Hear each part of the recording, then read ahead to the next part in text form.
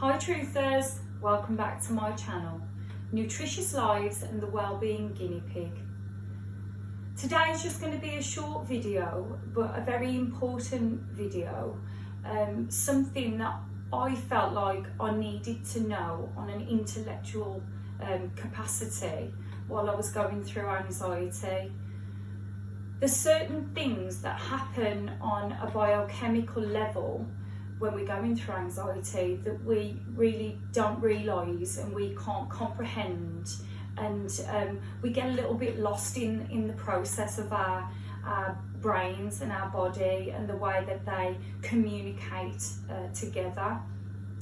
And what I mean by this is when I went through anxiety, and even this time around, so obviously in previous videos I've talked about, you know, the times that I've gone through anxiety and depression, but I wish I'd have known this at the time, which I didn't, that the communication between the body and the brain on a chemical basis is always going on. So what I want you to understand, I'm not going to go into great detail because I have talked about the way that the brain communicates, you know, through the different areas of the brain chemically on I've gone into a little bit of detail there. However, really today I want to talk to you about chemically what happens with regards to the adrenals and cortisol and what that means in the human body. So obviously when we're having a stress response, our body releases these certain chemicals. So, you know, when we have anxiety, our adrenals are on overdrive. You know, I've talked to you about the nervous system, and that you know communicates with every body part. So with the adrenals, it activates the adrenals. So we have all this adrenaline going on, and cortisol is released within the body. Again, it's all the fight and flight mechanism. So it keeps us, you know, we basically just want to keep running, and we've got this this need to burn off all this excess energy within our body. And so I want you to understand anxiety and all these thought-provoking chemicals that we have. It's all just energy that really needs to be burnt off. And what I want you to be aware of is when you've had for a prolonged time the adrenals being activated, you know, your nervous system being activated, the communication going on, cortisol that's released within the body.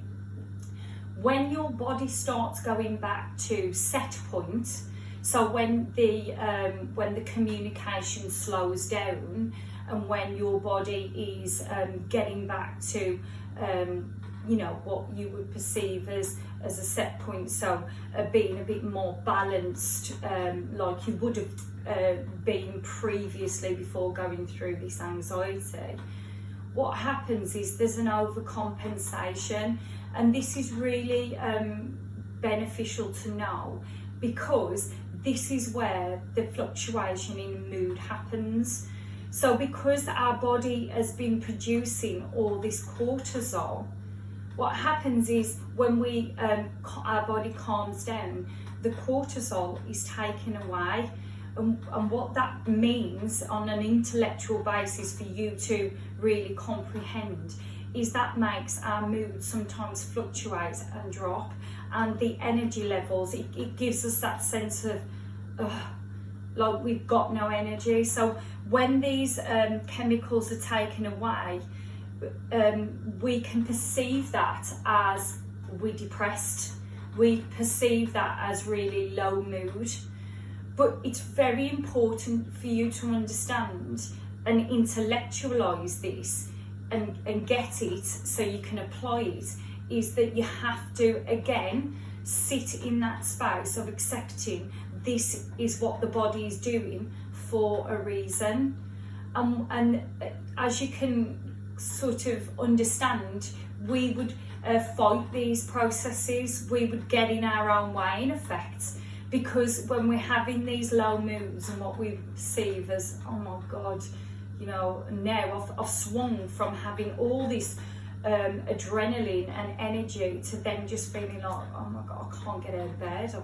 Like life just feels like it's not worth living, it's just pointless.